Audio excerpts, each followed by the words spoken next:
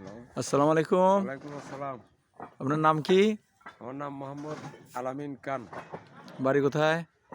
বাড়ি বাহারটা থানা, বাহাদুরপুর গ্রাম, চকপাড়া গ্রাম। গ্রাম। আচ্ছা আচ্ছা। আপনার কৃষিকাজ করেন নাকি? জি, আমার কৃষিকাজ করি। আপনার কি কি আছে বলেন? তারপরে মাছের চাষ করতেছি, আবার একটি গরুর খামার করেছি। গরুর খামারটা কি দেখা যাবে? অবশ্যই দেখা যাবে। চলেন আপনার খামারটাকে দেখে আসি। আপনার? এই আপনার খামার নাকি? জি। আচ্ছা, এখানে বিশাল একটা ঘর করছেন খামারের। এখানে এই ধানের খড় এনে রেখেছেন নাকি? আচ্ছা আচ্ছা। এগুলা হচ্ছে ক্যার। তো এখানে তো সব সিস্টেমই করে রাখছেন। যে এদিক দিয়ে সিস্টেম ছিল, গরু আবার উঠাবেন পরে নাকি? গরু পরে উঠাবো। যা গরু ছিল কিছু গরু ছেল দিয়েছি, বিক্রি করে দিচ্ছেন, আবার বিক্রি করে আবার দিয়েছি। উঠাবেন এখন? আবার আস্তে করে উঠাবো। আচ্ছা আচ্ছা। তো একটা ভালো গরু খামারের জন্য কি কি দরকার বলেন দেখি? একটা ভালো গরু খামারের জন্য আগে দরকার হচ্ছে নিজে জানতে হবে, বুঝতে হবে। হুম। এটা হচ্ছে মেইন ইয়া। কি তারপরে কি জানা দরকার গরু সম্বন্ধে? গরুর সম্বন্ধে জানতে হবে কখন, কারণ 15 লিটার 20 লিটার এই ধরনের গরু হলে সর্বপ্রথম যেটা হচ্ছে গরুর রক্ষণাবেক্ষণ বুঝতে হবে। কি কি লক্ষণ দেখতে হবে? যেমন লক্ষণ আছে, গরু ভালো গরুর লক্ষণ মানে যেগুলো দুধ দেবে। দুধ দিবে, হ্যাঁ। হ্যাঁ, সে গরুর কি ভালো লক্ষণ কিভাবে বুঝবে? সেটা ভালো লক্ষণ হচ্ছে গরুটা কখন কি হলো, কেন খাচ্ছে না, হুম। কিংবা কেন গরুটা এই গায়ে সর্দি জ্বর আছে কিনা, সর্দি জ্বর বোঝা যায় কিভাবে?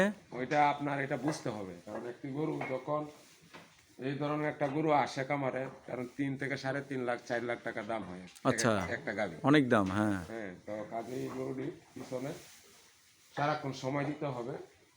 আর গরুর এই যে লক্ষণাবেক্ষণগুলো এগুলো বুঝতে হবে। নিজে যদি আপনি না বুঝেন, ডাক্তার তো এসে আর বুঝবে না। আচ্ছা, আমি যদি একটা গরু কিনতে যাই যে এটা দুধ দেবে কি দেবে না, কত দুধ হতে পারে, সেটা কি বোঝা সম্ভব? অবশ্যই সম্ভব, কিভাবে?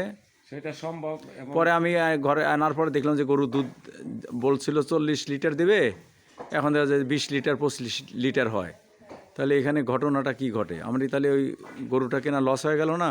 একটা গরু যদি আপনি দেখেন, প্রথমত যখন কিনতে যাবেন, যদি গরুটা দুধ বলে যে 15টা আছে, 15 লিটার হবে? 15 লিটার আছে, আছে আছে, বর্তমানে 15 লিটার দেয়। এমনকি ওরা আপনাকে দোয়া দেখাই দিতেছে। আচ্ছা আচ্ছা। তারপরে আপনার মিনিমাম এটার মধ্যে আপনার আইডিয়া রাখতে হবে যে 15 না, এটা হয়তো 12 থেকে 10 কেজি। ও, এটা আমি ধারণা করবো আমি তার চেয়ে কম। তার চেয়ে কম। আচ্ছা আর আচ্ছা। আপনার দামটাও সেই পরিমাণে আপনার হিসাব করে বলবো। দাম বলবে। আচ্ছা। আর পরে যদিও সেই গাই এমন গরু আছে যে দুধ দেবে, দুধ দেবে, কোনো সমস্যা আছে হয়তো? হয়তো কোনো খাদ্যের কারণে, যত্নের কারণে, হ্যাঁ। হ্যাঁ, এই ধরনের একটা ব্যাপার স্যাপার আছে। তো আমরা শুনি যে গরুতে নাকি ওই যে সাপে দুধ খেলে নাকি গরু দুধ দিতে চায় না, এটা কি সত্য? ওইটা কতটুকু সত্য এটা আমার জানা নেই। আচ্ছা। তো একটা গরুর বাটে যখন দুধ দোয়াতে তখন গরুটা স্থির থাকে না, মানে গরু খুব বেশি নাড়াচাড়া করে কেন? অনেক সময় তখন আছে তো সে দুধ দিতে চায় না। গাইটা যখন দোয়ায়, হুম। দহন করে, হ্যাঁ। অনেকে এটার মধ্যে নখ মেরে দেয়। ও, দোয়াইতে গেলে নখের একটু আঁচড় লেগে যায়, ব্যথা পায়। তখন এই আঁচড়ে, ওইটা তো অনেক নরম জায়গা, জি। এখানে স্পট হয়ে যায়। যার ফলে পরবর্তীতে হাত দিলে গরুটা অনেক ব্যথা পায়।